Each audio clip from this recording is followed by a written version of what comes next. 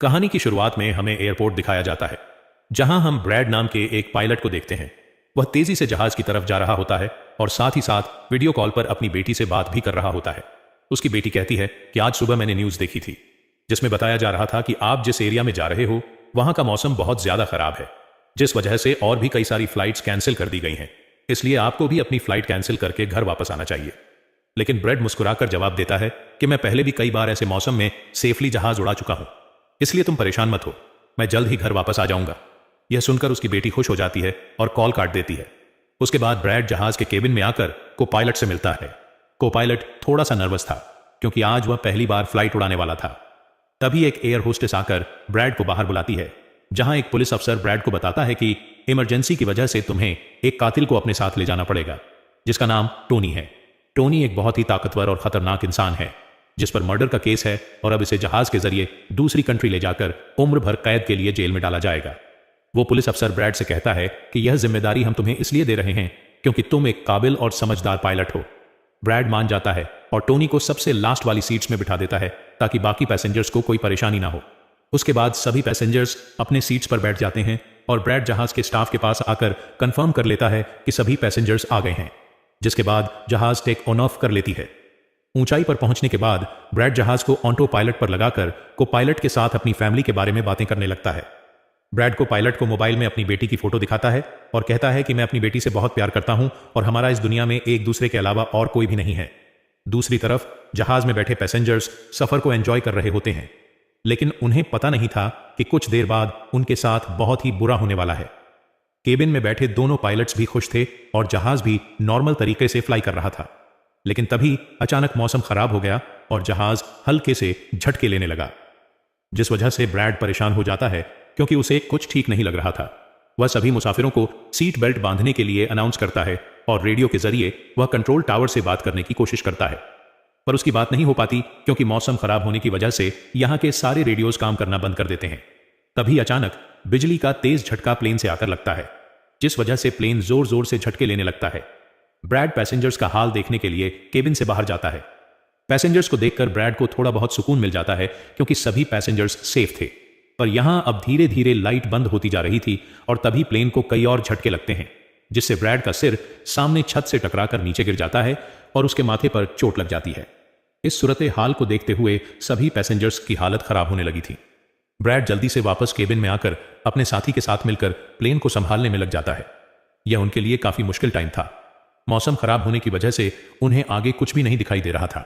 Bread कहता है कि हमें प्लेन को नीचे लाना होगा क्योंकि अगर प्लेन को एक और झटका लगा तो प्लेन तबाह हो सकता है।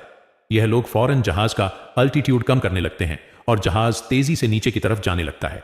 जहाज के अंदर मौजूद पैसेंजर्स काफी ज्यादा डरे हुए थे। तभी क्रिमिनल टोनी के साथ जो पुलिस अफसर आया होता है, उसके हाथ से मोबाइल छूट जाता है।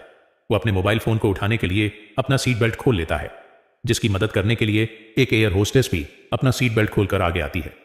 अब क्योंकि प्लेन तेजी से नीचे की तरफ जा रहा था, जिस वजह से उनका सीट बेल्ट खुलते ही यह दोनों तेजी से ऊपर छत से टकरा जाते हैं। यह दोनों इतनी तेजी से छत से टकराते हैं कि उनकी तुरंत मौत हो जाती है।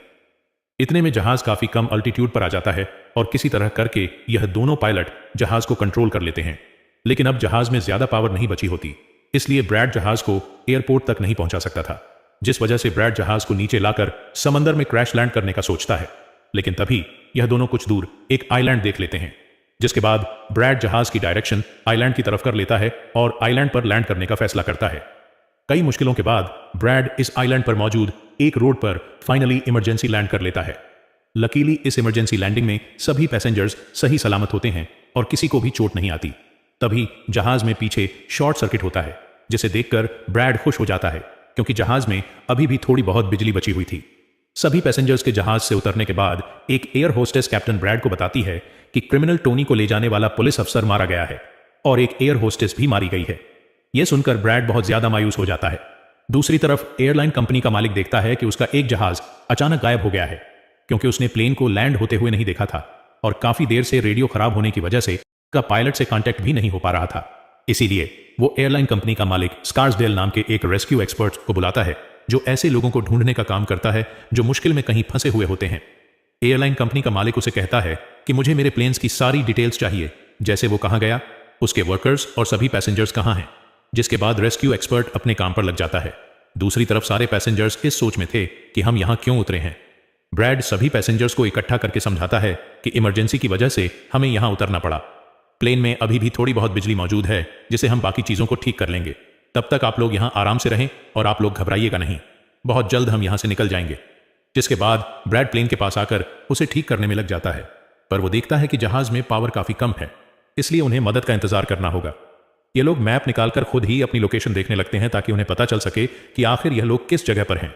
ब्रैड का साथी को पायलट नक्शा देखकर बताता है कि हम एक प्राइवेट आइलैंड पर फंसे हुए हैं। यह जगह बहुत ही खतरनाक है। यहाँ पर ऐसे लोग हैं जो किसी सरकार या गवर्नमेंट की बात नहीं मानते। अगर इन लोगों ने हमें पकड़ लिया तो हमारी जान खतरे में पड़ सकती है और हमारी गवर्नमेंट भी हमें नहीं बचा पाएगी। यह सुनकर ब्रैड कहता है कि अब कहीं से भी करके हमें अपनी रेस्क्यू टीम को यहाँ पर बुलाना ही होगा ताकि वो आकर हम सबको बचा ले, क्योंकि यही एक रास्ता है यहाँ से निकलने का। जिसके बाद ये दोनों मदद बुलाने के लिए रेडियो ठीक करने लगते हैं, लेकिन आसमानी बिजली के टकराने से रेडियो बिल्कुल खराब हो चुका था।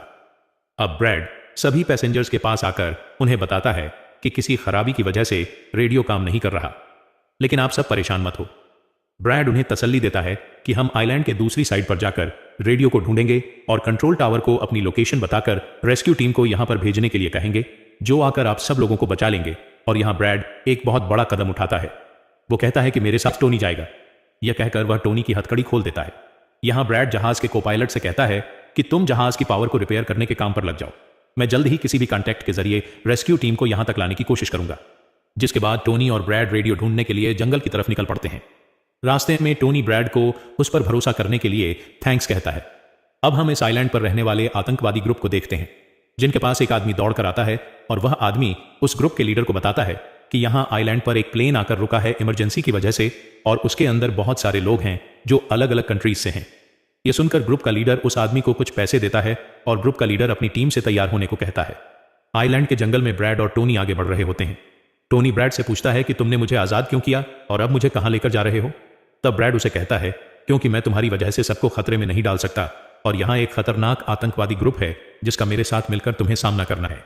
तब टोनी ब्रैड से कहता है कि मैं एक मिलिट्री बैकग्राउंड से हूं और मैं यूएस मिलिट्री में कई साल ड्यूटी कर चुका हूं। कुछ ही देर में पीछे से टोनी की आवाज आनी बंद हो जाती है। जब ब्रैड पीछे मुड़कर देखता है तो टोनी वहां नहीं था। वह ब्रैड से अपनी जान छुड़ाकर भाग चुका था और अब ब्रैड अकेले ही जंगल में आगे निकल पड़ता है। जंगल में आगे बढ़ते हुए ब्रैड एक खाली पड़ी फैक्ट्री में जाता है, जहां वो एक टेलीफोन को ढूंढ लेता है, लेकिन वह पुराने जमाने का टेलीफोन खराब पड़ा हुआ था। जिसके बाद ब्रैड साइड पर लगे उस टेलीफोन के तार जोड़ने लगता है और टेलीफोन काम करने लग जाता है। ब्रैड जल्दी से कंपनी के हेल्पलाइन पर कॉल करता है। ब्रैड हेल्पलाइन को अपनी लोकेशन और सब कुछ बता देता है, लेकिन लाइन में कोई गड़बड़ी होने की वजह से सामने वाले इंसान तक उसकी आवाज ठीक से नहीं पहुंच रही होती, जिस वजह से हेल्पलाइन वाले ब्रैड की कॉल काट लेते हैं। तब ब्रैड को एक आइडिया आता है। वह अपनी बेटी को कॉल करता है और उसे अपनी लोकेशन और बाकी सारी चीजें एक पेपर पर लिखकर उसके ऑफिस तक पहुंचाने को कहता है। तभी बातचीत के दौरान पीछे से एक आदमी आकर ब्रैड पर हमला कर देता है, लेकिन ब्रैड उसे काफी मुश्किल से काबू कर लेता है और उस आदमी को मार मार कर बेहोश कर देता है। तभी ब्रैड को महसूस होता है कि एक और आदमी इस कमरे में आ रहा है, इसीलिए जल्दी से वह छिप जाता है। पर वह आदमी कोई और नहीं बल्कि टोनी था, जिसने बहुत सारे गुंडों को मारकर उनके हथियार ले लिए थे, और वह ब्रैड को आवाज देता है कि डरो मत, बाहर निकलो। फिर जब ब्रैड सामने आता है तो टोनी ब्रैड को एक बंदूक पकड़ा देता है उसकी हिफाजत के लिए। उसके बाद यह दोनों जब फैक्ट्री के नीचे वाले फ्लोर में आते हैं तो यहां उन्हें एक कैमरा मिलता है। कैमरा की रिकॉर्डिंग और वहां पड़े पासपोर्ट से इन्हें पता चलता है कि इस आइलैंड पर रहने वाले आतंकवादी लोगों को किडनैप करके उनकी फैमिली से काफी बड़ी रकम की डिमांड करते हैं, और जब किडनैप किए हुए बंदे की फैमिली की तरफ से उन्हें पैसे मिल भी जाते हैं, तब भी यह लोग उसे छोड़ने के बजाय मार देते हैं। यह देखकर ब्रैड समझ जाता है कि हमारे पैसेंजर्स भी खतरे में हैं। जिसके बाद यह दोनों बाहर निकलते हैं और सामने उन्हें एक गाड़ी दिखाई देती है। यह गाड़ी उस आतंकवादी की थी जो कुछ देर पहले ब्रैड के हाथों मारा गया। अब यह दोनों बाहर खड़ी गाड़ी में बैठ जाते हैं और अपने पैसेंजर उधर सभी पैसेंजर्स ब्रैड के इंतजार में बैठे हुए होते हैं कि ब्रैड जल्द ही उनके लिए मदद लेकर आ जाएगा। तभी उन्हें किसी गाड़ी की आवाज आती है। गाड़ी की आवाज सुनकर यह लोग खुश हो जाते हैं और यह लोग समझते हैं कि ब्रैड उनके लिए रेस्क्यू टीम बुला लिया है। लेकिन यह रेस्क्यू टीम नहीं बल्कि इस आइलैंड पर रहने वाले आतंकवादी थे।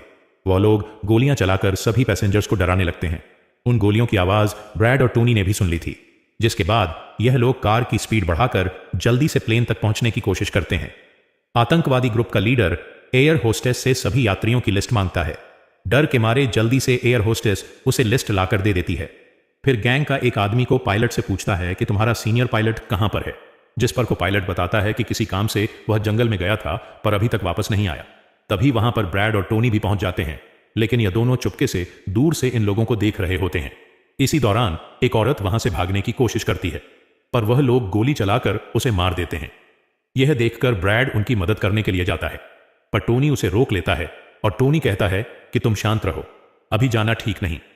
गैंग का लीडर सभी पैसेंजर्स को एक बस में बैठा लेता है और गैंग का लीडर अपने 2 साथियों को वहीं छोड़कर उनसे कहता है कि जाओ, जहाज के अंदर जो भी कीमती सामान है उसे ले आओ। जिसके बाद यह लोग सभी पैसेंजर्स को अपने अड्डे पर ले जाने लगते हैं। गैंग के जाने के बाद ब्रेड टोनी पर गुस्सा करने लगता है कि वो लोग हमारे पैसेंजर्स को ले गए और तुमने मुझे जाने ही नहीं दिया। जिस पर टोनी उसे समझाता है कि वो लोग काफी ज्यादा थे, अगर तुम चले भी जाते तो इतनी बड़ी आर्मी से अकेले नहीं लड़ पाते। अब यह दोनों प्लेन की तरफ बढ़ने लगते हैं और उन दोनों गुंडों को पकड़ लेते हैं जो प्लेन से कीमती सामान चुरा रहे थे। ब्रेड गन पॉइंट पर उनसे पूछता है कि तुम्हारा लीडर पैसेंजर्स को कहां पर लेकर गया होगा, जिस पर वह बताता है कि यहां से कुछ दूर हमारा एक अड्डा है और वह सब वहीं गए होंगे। दूसरी तरफ ब्रेड की बेटी रेस्क्यू एक्सपर्ट के पास ब्रेड का लिखवाया हुआ पेपर दे देती है, जिस पर प्लेन का लोकेशन और सारी जानकारी लिखी गई होती है। रेस्क्यू एक्सपर्ट सैटेलाइट की मदद से प्लेन की लोकेशन का पता लगा लेता है। उन्हें पता चल जाता है कि प्लेन एक आइलैंड पर फंसा हुआ है और उन्हें यह भी पता चल जाता है कि इस आइलैंड पर एक खतरनाक आतंकवादी ग्रुप है। इसके बाद वह रेस्क्यू ऑफिसर अपनी एक प्राइवेट आर्मी के कैप्टन को कॉल करता है और उसे यह सारी सिचुएशन समझाकर उस आइलैंड पर जाने को कहता है। प्राइवेट आर्मी का कैप्टन मान जाता है और अपने साथियों के साथ एक पैसों का भरा हुआ बैग और कई सारे वेपन्स के बैग गाड़ी में लौट करके उस आइलैंड पर जाने के लिए रेडी हो जाते हैं। दूसरी तरफ ब्रेड देखता है कि उन आतंकवादियों के ले जाने से पहले जहाज के को पायलट ने जहाज का पावर सिस्टम रिपेयर कर लिया था और ब्रेड देखता है कि जहाज में पावर वापस आ गई है, जिसे देखकर वह बहुत खुश हो जाता है। अब ब्रेड आने वाले प्राइवेट आर्मी टीम के लिए अपनी यूनिफॉर्म पर एक मैसेज लिखकर छोड़ देता है और टोनी के साथ उस जगह पर निकल पड़ता है जहां गैंग वाले प्लेन के सभी पैसेंजर्स ले गए थे। जंगल के रास्ते से होते हुए यह दोनों उन आतंकवादियों के अड्डे पर पहुंच जाते हैं और यह दोनों गाड़ी से निकलकर चुपके से उस जगह में घुस जाते हैं जहां वो सारे गुंडे पैसेंजर्स को डराकर उनकी वीडियोस बना रहे थे, ताकि यह वीडियोस इनकी फैमिली को भेजकर उनसे पैसे वसूल सके। दूसरी तरफ रेस्क्यू एक्सपर्ट की तरफ से भेजी गई प्राइवेट टीम भी प्लेन के पास पहुंच जाती है, पर उन्हें वहां जब कोई नहीं मिलता तो टीम का लीडर प्लेन के अंदर जाकर चेक करता है, जहां उन्हें 2 लोगों की लाशें मिलती हैं। यह वो 2 लोग थे जिन्हें गैंग के लीडर ने प्लेन में से सारा कीमती सामान चुराने का कहा था, लेकिन ब्रेड ने उन दोनों को मार दिया। प्राइवेट टीम के कैप्टन को ब्रेड का छोड़ा हुआ मैसेज भी मिलता है, जो उस आतंकवादी गैंग के अड्डे तक आने का रास्ता था। आतंकवादियों के अड्डे पर टोनी और ब्रेड चुपके से उन पर नजर रखे हुए थे और जैसे ही उन्हें मौका मिलता है यह दोनों चुपके से पीछे से आकर 2 आतंकवादियों को मार देते हैं। फिर यह दोनों चुपके से आगे बढ़ते हैं और एक कमरे के बाहर जा पहुंचते हैं। इस कमरे के अंदर सभी पैसेंजर्स को कैद करके रखा गया था। अब ब्रेड इन लोगों को छुड़ाना तो चाहता था, पर वहां बहुत सारे गार्ड्स पहरा दे रहे थे और ब्रेड के पास दरवाजे का ताला खोलने की चाबी भी नहीं थी। इसके बाद यह दोनों एक एक करके उन गार्ड्स को मार गिराते हैं और टोनी तो हथौड़ा उठाकर कई सारे गार्ड्स को हथौड़े से मार देता है। यहां ब्रेड एक गार्ड से चाबी लेकर उन पैसेंजर्स को कमरे से आजाद कर देता है। वो उनसे कहता है कि जल्दी से उसी बस में बैठ जाओ जिसमें तुम सबको आतंकवादियों ने यहां लाया था, और वह सभी जल्दी से उस बस में जाकर बैठ जाते हैं। तभी टोनी ब्रेड के पास आकर बताता है कि यहां से गाड़ी के जरिए बाहर निकलने का सिर्फ एक ही रास्ता है, मगर वहां कई सारे गुंडे बंदूक लिए खड़े हैं जो हमें देखते ही हम पर गोलियां बरसाना शुरू कर देंगे। जब ब्रेड पैसेंजर्स की तरफ देखता है तो वह सभी बहुत ज्यादा डरे हुए होते हैं। अब यहां ब्रेड अपनी जान को खतरे में डालते हुए एक फैसला करता है और टोनी से कहता है कि मैं वहां पर मौजूद सभी आतंकवादियों का ध्यान भटकाऊंगा और तुम मौके का फायदा उठाते हुए सभी पैसेंजर्स को यहां से ले जाना। अब पहले तो टोनी ब्रेड को ऐसा करने से मना करता है। वो कहता है कि ऐसा करने से वह लोग तुम्हें मार देंगे, लेकिन ब्रेड कहता है कि इसके अलावा हमारे पास और कोई दूसरा रास्ता नहीं है। यह सुनकर टोनी मान जाता है। ब्रेड वहां से निकलकर आतंकवादियों के पास आता है। वहां ब्रेड गैंग के लीडर से बात करता है कि मैंने हेल्प के लिए इन्फॉर्म कर दिया है, जल्द ही यहां पर रेस्क्यू टीम आ जाएगी, इसलिए सभी पैसेंजर्स को यहां से जाने दो। यह सुनकर सभी गैंग वाले ब्रेड पर हंस पड़ते हैं और ब्रेड को पीटने लग जाते हैं। गैंग का हेड कहता है कि ऐसे कैसे छोड़ दूं, पैसों के बिना मैं किसी को नहीं छोड़ता। और अब जैसे ही यह लोग ब्रेड को मारने वाले होते हैं तभी वहां पर प्राइवेट रेस्क्यू टीम पहुंचकर आतंकवादियों पर हमला कर देती है और काफी देर तक गोलीबारी करने के बाद गैंग के कई सारे लोगों को मारकर वो ब्रेड को छुड़ा लेते हैं और ब्रेड को बस में उठाकर यहां से निकल जाते हैं। यहां गैंग का लीडर देखता है कि उसके कई सारे साथियों के साथ उसका छोटा भाई भी मारा गया। यह देखकर वह बहुत ज्यादा गुस्सा हो जाता है और कसम उठाकर कहता है कि वो इन लोगों में से एक को भी नहीं छोड़ेगा और सभी को चुनच कर मारेगा। इसके बाद वह अपनी टीम से कहता है कि जल्दी से तैयारी कर लो, हम जल्द ही इन लोगों को मारने के लिए निकलेंगे।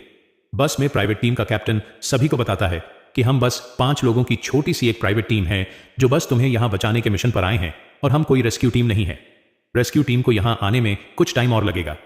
यह सुनकर ब्रैड घबरा जाता है और कहता है कि हमारे पास टाइम नहीं है क्योंकि गैंग वाले जल्द ही हमारे पीछे आएंगे और हमें देखते ही मार डालेंगे। पर मेरे पास एक आइडिया है। जहाज के पास पहुंचते ही ब्रैड सभी पैसेंजर्स से कहता है कि जहाज में पावर वापस आ चुकी है, यानी अब जहाज स्टार्ट हो जाएगा और हम लोग फौरन यहां से निकल जाएंगे। इसलिए आप सब लोग जल्दी से जहाज में बैठ जाओ क्योंकि हम रेस्क्यू टीम का इंतजार नहीं कर सकते। उन्हें यहां आने में वक्त लगेगा और अगर हम यहां रुके तो उन आतंकवादियों के हाथों मारे जाएंगे। यह सुनकर सारे लोग प्लेन में बैठ जाते हैं जबकि ब्रैड प्लेन की तमाम चेकिंग करने में लग जाता है और प्राइवेट टीम के लोग पहले से आने वाले खतरे के लिए तैयार बैठ जाते हैं। तभी अचानक वो आतंकवादी ग्रुप आकर उन पर हमला कर देता है, जिन्हें देखकर प्राइवेट टीम उन्हें रोकने में लग जाती है और यहां दोनों तरफ से काफी गोलीबारी होती है। पर इस प्राइवेट टीम के पास काफी अच्छी गन्स थी जिस वजह से वह बहुत सारे गुंडों को मार देते हैं। ब्रैड जल्दी से प्राइवेट टीम के लीडर को बताता है कि मैं अगले 5 मिनट बाद जहाज को स्टार्ट करने वाला हूं और तुम सब भी जल्दी से जहाज में चढ़ जाना। इसके बाद ब्रैड टोनी के पास जाता है और उसका शुक्रिया अदा करता है कि तुमने मेरे इतने मुश्किल वक्त में साथ दिया। ब्रैड खुद को गोलियों से बचाते हुए अंदर जहाज में आकर अपने केबिन में बैठ जाता है और अपने साथी को पायलट के साथ मिलकर प्लेन को स्टार्ट करने में लग जाता है। उधर टोनी के पास गोलियां खत्म हो जाती हैं और जब वह बुलेट्स ढूंढने के लिए प्राइवेट टीम का बैग चेक करता है तो उसे वहां पैसों से भरा हुआ एक बैग मिलता है। लेकिन इस वक्त टोनी पैसों को छोड़कर दूसरी बैग से गोलियां निकालकर दोबारा आतंकवादियों से लड़ने लगता है। यहां तब तक ब्रैड भी प्लेन को राइट साइड पर घुमा देता है। अब प्राइवेट टीम के सोल्जर्स भी एक एक करके जहाज में चढ़ने लगते हैं और टोनी उन्हें कवर फायर देता है। पावर आने की वजह से रेडियो भी काम करने लग जाता है। अब ब्रैड को प्लेन कंपनी का मालिक बताता है कि मैं तुम्हें कोई सुरक्षित जगह बता दूंगा जहां तुम जा सकते हो। अब सभी लोग जहाज में चढ़ जाते हैं पर टोनी नहीं चढ़ता। वह पैसों से भरा बैग लेकर वहां से भागने लगता है क्योंकि अगर वह इनके साथ प्लेन में वापस गया तो पुलिस वाले उसे फिर से पकड़कर जेल में डाल देंगे। गैंग का लीडर अपने साथियों को मरता हुआ देखकर गुस्से से पागल हो जाता है। वह प्लेन के सामने रॉकेट लॉन्चर लाकर उन्हें एक ही झटके में उड़ाने का सोचता है, लेकिन सही टाइम पर टोनी उसे देख लेता है। अब टोनी जल्दी से बंदूक उठाकर उसे शूट करके मार देता है और सभी लोगों की जान बचा लेता है। यह देखकर ब्रैड टोनी के इस काम से बहुत खुश हो जाता है और ब्रैड अपनी पूरी ताकत लगाकर प्लेन उड़ाने में कामयाब हो ही जाता है। यह देखकर टोनी सभी पैसेंजर्स और ब्रैड के लिए खुश होता है और पैसों का भरा हुआ बैग लेकर जंगल की तरफ भाग जाता है। ब्रैड जहाज को इस आइलैंड से दूर ले जाता है और जहाज का मालिक उसे एक एयरपोर्ट के बारे में बताता है जहां यह लोग जा सकते थे, जो अब इनके काफी करीब था।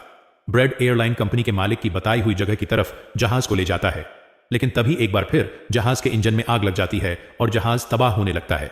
इसलिए ब्रैड दोबारा से इमरजेंसी वार्निंग ऑन करता है और धीरे धीरे जहाज को नीचे रनवे पर लाने की कोशिश करता है। फाइनली बड़ी मुश्किल के बाद ब्रैड जहाज को रनवे पर उतार देता है और सब लोगों की जान बच जाती है। ब्रैड और उसका साथी को पायलट काफी खुश हो जाते हैं। उधर प्लेन कंपनी का मालिक और उसकी टीम भी बेहद खुश थी। अब ब्रैड पैसेंजर्स का हाल देखने के लिए पीछे जाता है तो वह देखता है कि सभी पैसेंजर्स सेफ हैं और यह देखकर उसके दिल को सुकून मिल जाता है। वहां खड़े सभी पैसेंजर्स ब्रैड के लिए तालियां बजाने लगते हैं और ब्रैड का शुक्रिया अदा करते हैं। कुछ ही देर में वहां उनके लिए रेस्क्यू टीम भी आ जाती है, जिसे देखकर सभी पैसेंजर्स खुश हो जाते हैं। यहां ब्रैड सभी पैसेंजर्स को रेस्क्यू टीम के साथ भेज देता है और कैप्टन फाइनली सुकून की सांस लेते हुए जहाज की सीढ़ियों पर बैठकर अपनी बेटी से कॉल पर बात करता है। इसी के साथ यह कहानी खत्म हो जाती है। अगर आपको वीडियो अच्छी लगी हो तो हमारे चैनल को सब्सक्राइब और वीडियो को लाइक जरूर कीजिएगा।